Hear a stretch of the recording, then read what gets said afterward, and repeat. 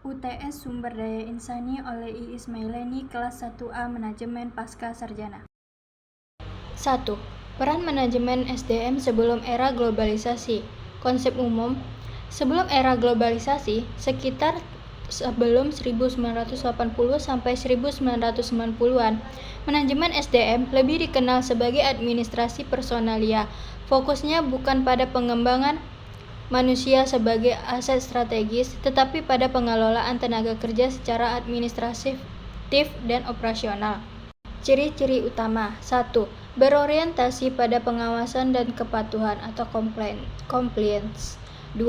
Fokus pada efisiensi kerja dan kedisiplinan. 3.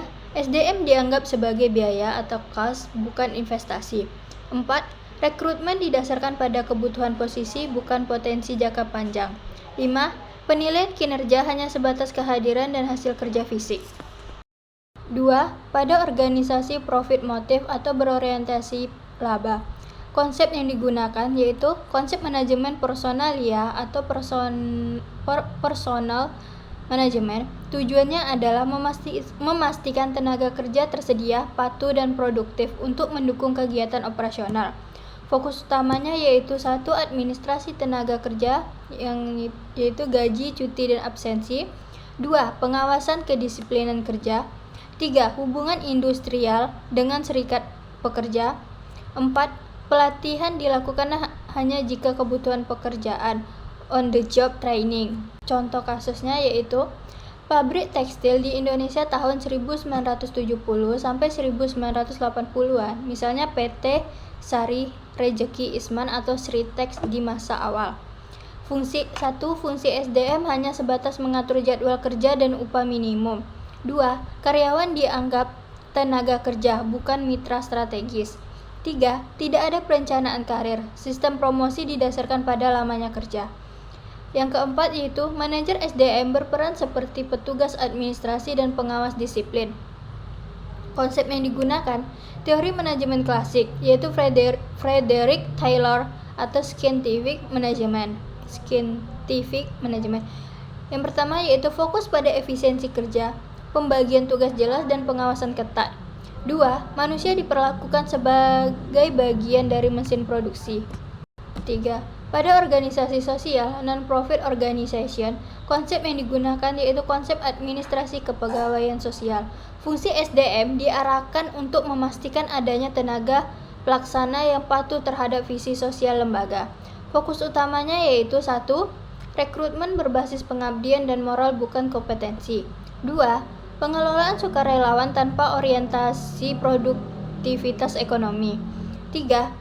Penilaian kinerja didasarkan loyalitas dan pengabdian, bukan hasil kerja terukur.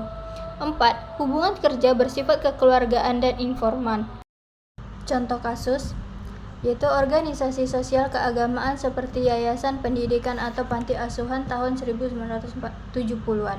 1. Guru atau pengurus direkrut karena niat pengabdian, bukan profesionalisme. 2. Tidak ada pelatihan atau sistem evaluasi kerja. 3. Keputusan diambil berdasarkan senioritas dan nilai moral.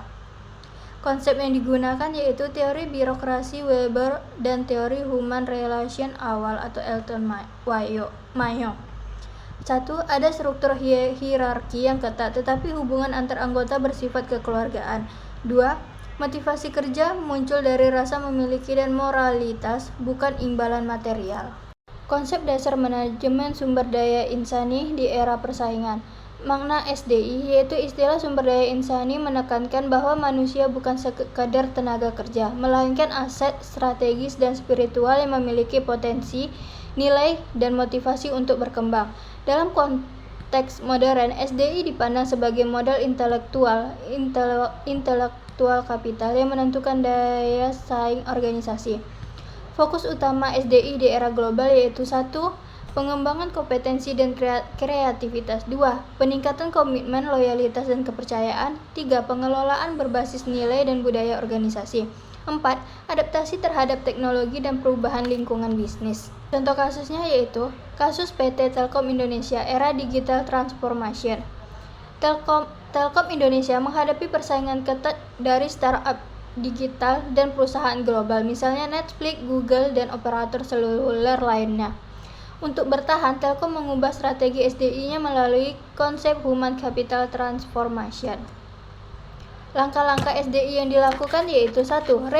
Reskilling dan upskilling pegawai untuk beradaptasi dengan teknologi digital, IoT, Big Data, dan Cloud. 2. Menerapkan sistem performance management berbasis kompetensi dan kinerja inovatif, bukan senioritas. 3. Membangun budaya digital agile culture melalui pelatihan kepemimpinan dan kerja kolaboratif. 4. Mengintegrasikan employee experience dengan digital HR system, MiHR atau iGrow. 5. Menekankan nilai amanah, kompeten, harmonis, loyal, adaptif, dan kolaboratif akhlak sebagai dasar etika kerja insani. Hasilnya 1. Peningkatan produktivitas SDM, inovasi layanan digital meningkat. 2. Telkom tetap menjadi perusahaan telekomunikasi terbesar di Indonesia dan bertransformasi menjadi digital ecosystem enabler. Konsep manajemen yang harus diterapkan. A. Konsep Human Capital Management HCM. 1. Menganggap SDI sebagai aset investasi jangka panjang. 2. Fokus pada penciptaan nilai melalui kemampuan, pengetahuan, dan kreativitas karyawan. 3. Strategi SDI diintegrasikan dengan strategi bisnis perusahaan. Contoh penerapannya, menetapkan talent mapping, succession planning, dan kompetensi based HR system untuk menyiapkan pemimpin masa depan. B. Konsep strategi Human Resource Management atau SHRM. 1. SDI berperan langsung dalam penyusunan dan pelaksanaan strategi organisasi. 2. SDM dilihat sebagai faktor keunggulan competitive advantage. Contoh penerapannya, Google mengintegrasikan strategi SDM dengan inovasi bisnis melalui People Analytics, yaitu pengambilan keputusan berbasis data karyawan. Konsep Islamic Human Resource Management untuk SDI berbasis nilai spiritual. 1.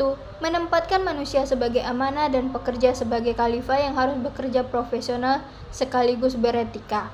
2. Mengedepankan nilai ihsan atau unggul, adil, dan amanah dalam hubungan kerja.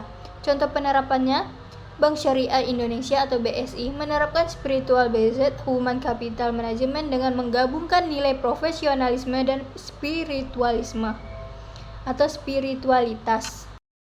A. Kondisi organisasi menggunakan analisis BCG. Organisasi yang saya ambil yaitu program studi magister manajemen. Tempat saya kuliah sedang berada pada tahap pertumbuhan yang cukup baik.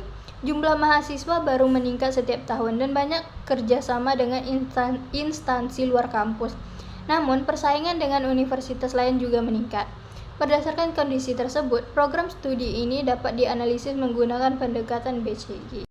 Posisi organisasi saat ini yaitu berdasarkan tingkat pertumbuhan dan daya saingnya, program studi saya dapat dikategorikan sebagai STAR karena memiliki pertumbuhan tinggi dan posisi pasar yang kuat. Banyak peminat baru, kualitas dosen meningkat, dan reputasi universitas sedang naik.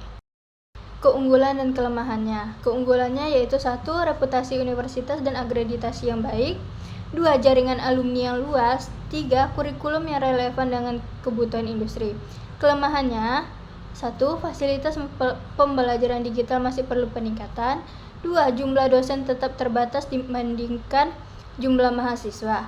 3. Promosi program studi belum maksimal di luar daerah.